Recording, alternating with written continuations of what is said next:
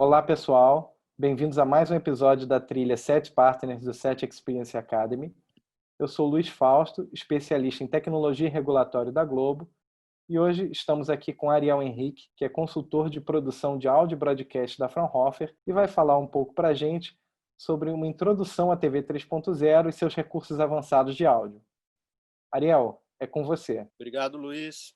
Olá a todos. Bom, a gente vai fazer uma introdução breve aos recursos mais avançados de áudio para TV 3.0. A gente teve um Call for Proposals, né, uma chamada de propostas para esse projeto da TV 3.0. Foi lançado aí pelo Fórum SBTVD em julho desse ano. E o prazo de inscrições dessa primeira etapa, dessa primeira fase está aí terminando, e a gente está aqui para discutir, para falar um pouco sobre as novidades que a TV 3.0 vai trazer. Como acho que o Luiz já explicou no início dessa série, a arquitetura dela, da TV 3.0, vai abranger diversos componentes, todos os principais componentes, desde camada física, camada de transporte, como a gente vê aqui nessa imagem, até codificação de áudio e vídeo e os subcomponentes também.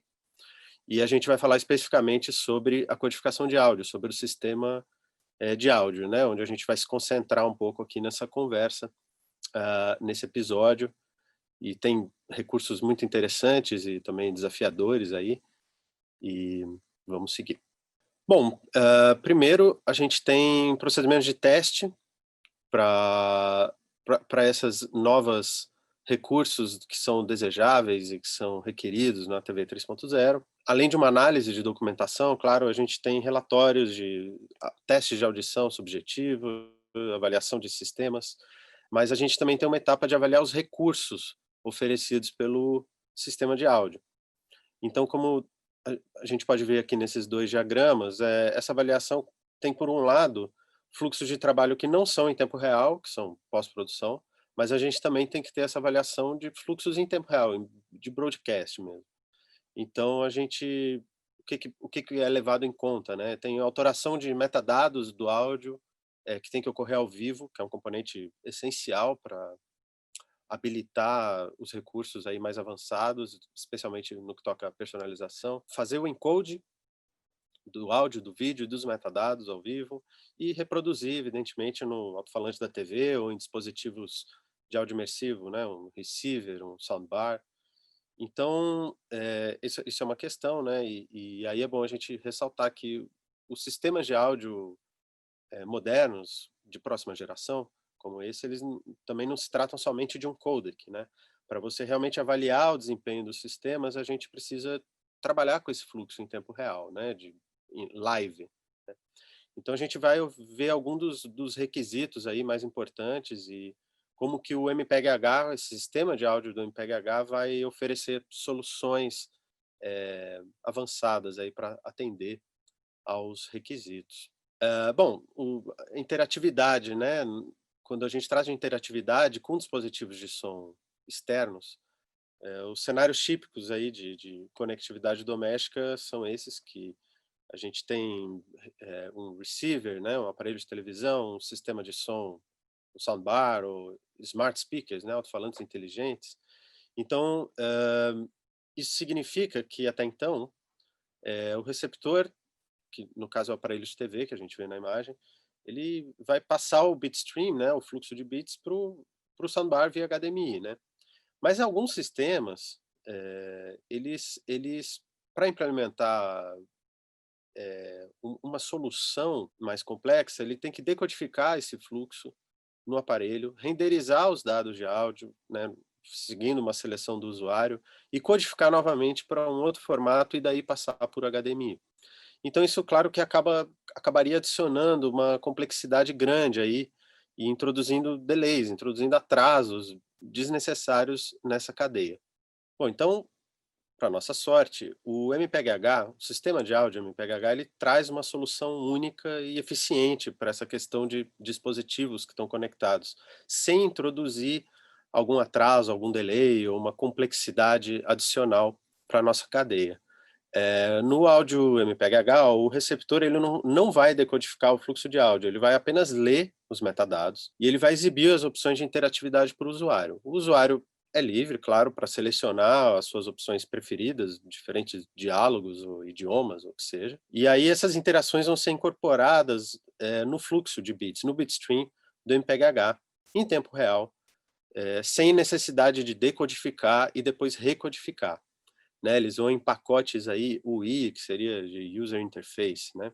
Então, dessa forma, o bitstream ele é simplesmente fornecido via HDMI para o sistema de som externo e onde ele vai ser finalmente decodificado. Então, isso é uma solução muito mais eficiente, uma solução única oferecida pelo MPEG-H, e ela vai garantir que os consumidores tenham tanto o som imersivo quanto a personalização, segundo as suas configurações pessoais aí escolhidas. Bom, então a gente tem agora essa questão de escalabilidade, né, ou de uma entrega híbrida, né? A TV 3.0, ela permite, por exemplo, você aprimorar, você melhorar a experiência de áudio com um conteúdo sendo tradicionalmente transmitido pelo ar e um conteúdo adicional por internet, broadband, né, por banda larga, como, por exemplo, diferentes comentaristas num evento esportivo, num jogo, que é uma possibilidade que o MPEG-H oferece.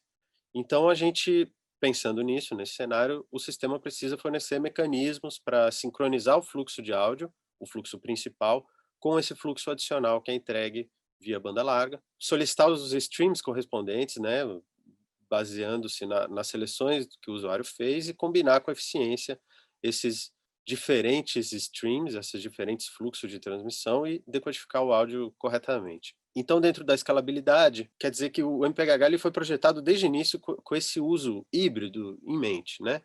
Então, tendo um conjunto de metadados aí alimentado no sistema, a emissora, né, o broadcaster, ele pode facilmente escolher o que ele vai fornecer e, por exemplo, oferecer um mix principal, um mix de áudio, né, em português na transmissão. Nos adicionais via internet, ele pode ter diferentes streams com diferentes opções, como a gente vê nesse diagrama aqui.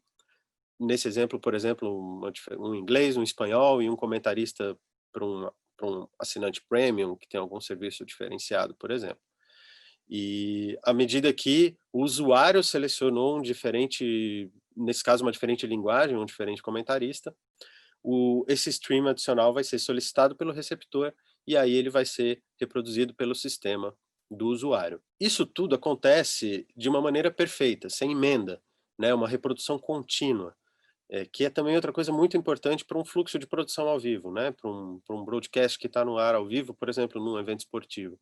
Então, para habilitar essas opções, né, é essencial a autoração dos metadados durante a cadeia de produção, que ele vai trazer informações dessa renderização, né, e do downmix para os objetos ou para os canais de áudio, informações sobre a personalização que o emissor está oferecendo para o usuário, com quais elementos ele pode interagir, informações os metadados mesmo que foram gerados sobre o loudness e o DRC, né, que é o Dynamic Range Control, né, o compression, perdão, sobre a compressão do range dinâmico do áudio, informações de acessibilidade. Então é essencial, né, que a emissora, o criador do conteúdo, tenha total controle sobre isso, sobre o que está sendo oferecido e que ela possa mudar, se for necessário, ela possa mudar isso durante a transmissão, sem que o espectador perceba, né, sem que tenha uma emenda, um drop, um glitch ou algo desse tipo.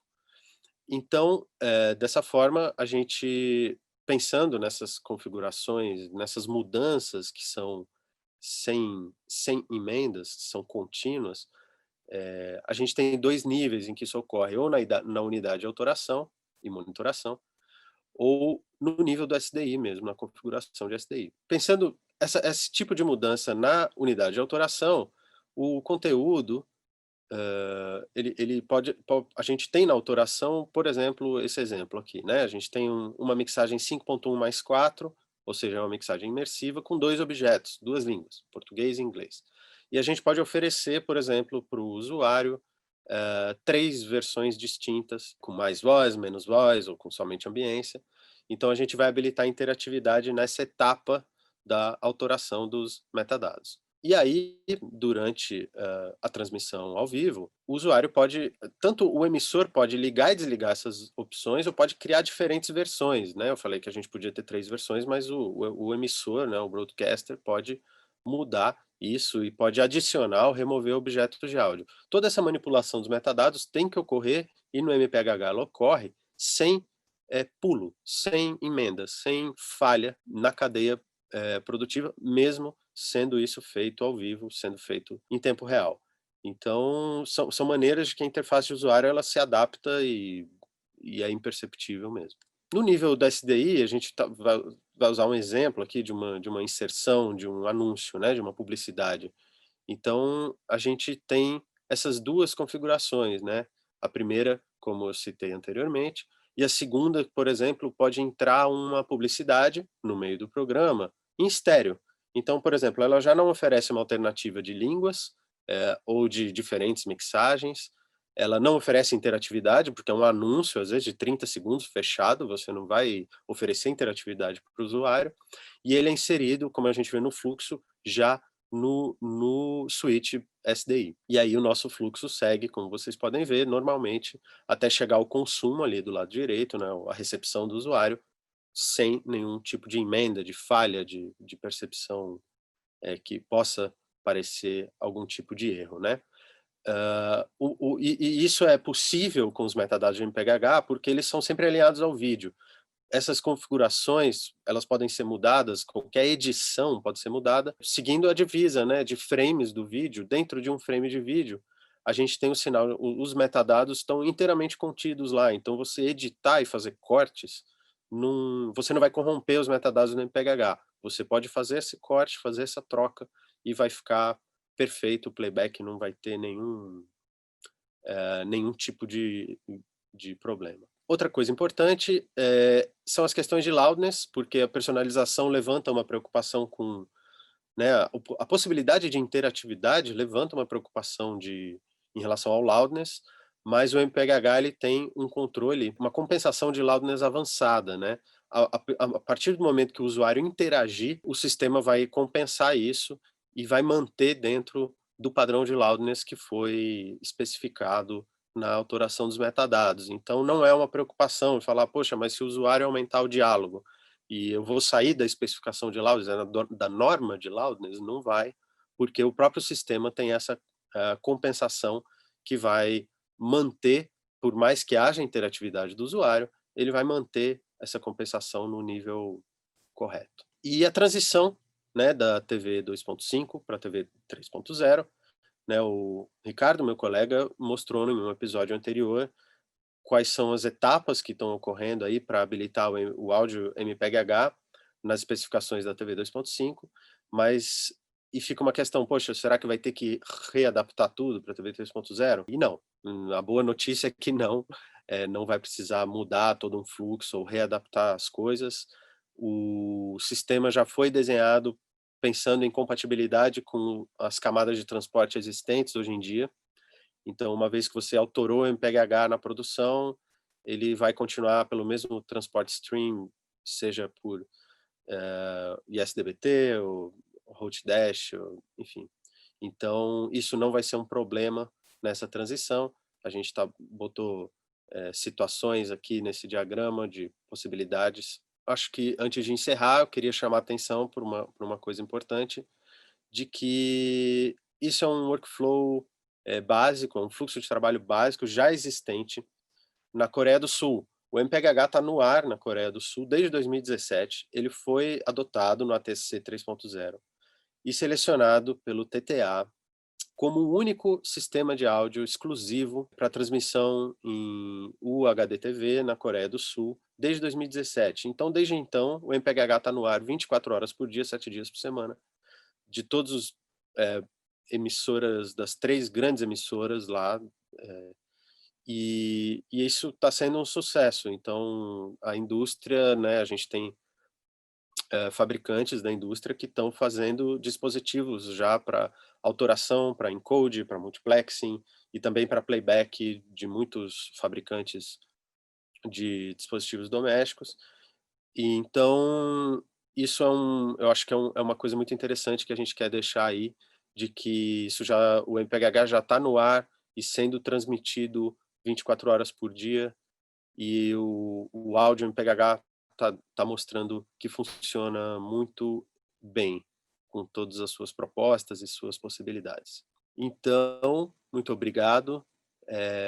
Luiz, eu estou à disposição se tiver questões aí. Obrigado, Ariel, por compartilhar essa apresentação conosco. Você mencionou no seu último slide que o MPEG-H já está em uso na Coreia desde 2017. Que lições você considera que já podem ser aprendidas dessa experiência de uso, já de pelo menos 3 anos de uso na Coreia do Sul? Pois é, Luiz, eu acho que esse processo com as emissoras coreanas foi, assim, foi um grande aprendizado, né? Primeiro, parece assim para a gente que diferentes emissoras elas têm diferentes interesses no que é mais importante para a sua produção, para a sua realidade. Então, por exemplo, para alguns não era importante ter o áudio imersivo. Então, eles já começaram a usar o MPEG-H em produções estéreo ou 5.1, um diálogo adicional, por exemplo. Enquanto que para outras isso já poderia ser mais importante, né? Então, para as que começaram dessa forma, né, isso era uma pequena mudança no fluxo de produção mas com um grande impacto para o usuário que estava em casa, mesmo não sendo imersivo, eles já podiam controlar, por exemplo, o equilíbrio do diálogo, ou uma ambiência a mais, ou melhorar a inteligibilidade do que estava sendo dito. E algumas, por outro lado, já optaram por fazer produções imersivas, já mais complexas. Então, eu acho que a lição aí mais importante é que esses conceitos, né, que vêm das produções legacy, né, legadas, eles podem ser reutilizados. Você, na unidade de autoração, no momento da autoração, você pode aproveitar muito do seu fluxo de trabalho, né? Não é uma ruptura radical e que o broadcaster tenha que se reestruturar totalmente. É isso, como eu falei, teve gente que manteve a sua emissão em estéreo, porém adicionando personalização, por exemplo, né? Legal. Como que vocês da Fraunhofer, estão planejando para dar suporte e apoio aos radiodifusores do Brasil que desejarem usar o MPEG-H nas suas produções? Bom, a Fraunhofer tem já um histórico no desenvolvimento e na implantação, né, de tecnologia de áudio extremamente avançadas, e tem 2 aspectos que para a gente são importantes e nos últimos anos têm sido mais eficazes, que primeiro é trabalhar junto com os parceiros, né, para dar o suporte da tecnologia em todas as etapas e nos equipamentos mesmo, tanto de produção quanto de transmissão. Então, a gente vê aí que pode ter um mercado competitivo, com mais opções para as emissoras e que podem recorrer aos seus fornecedores preferidos e eles não são obrigadas a mudar, né, nesse sentido, e a gente vai dar o suporte tanto de produzir quanto de transmitir. E outro, eu acho que é a organização de treinamentos, assim, de fornecer treinamentos continuamente para as emissoras, para os broadcasters, né. Então, por exemplo, tanto na Coreia quanto no Japão, a Fraunhofer implementou programas educacionais onde as emissoras podiam visitar centros de treinamento totalmente equipados com os equipamentos necessários, desde da console de mixagem até o decode, né, o que seria a experiência final do usuário doméstico, do usuário em casa. Então, isso eu acho que é outra parceria, outra relação que a gente no Brasil pretende manter com as emissoras. Obrigado, muito obrigado, Ariel, por compartilhar essa apresentação, por responder as nossas dúvidas. Muito interessante, muito obrigado. Obrigado, Luiz. Obrigado a Sete por a gente poder estar aqui falando sobre a TV 3.0. Então é isso, pessoal. Fica por aqui mais esse episódio da trilha 7 Partners do 7 Experience Academy. Até a próxima.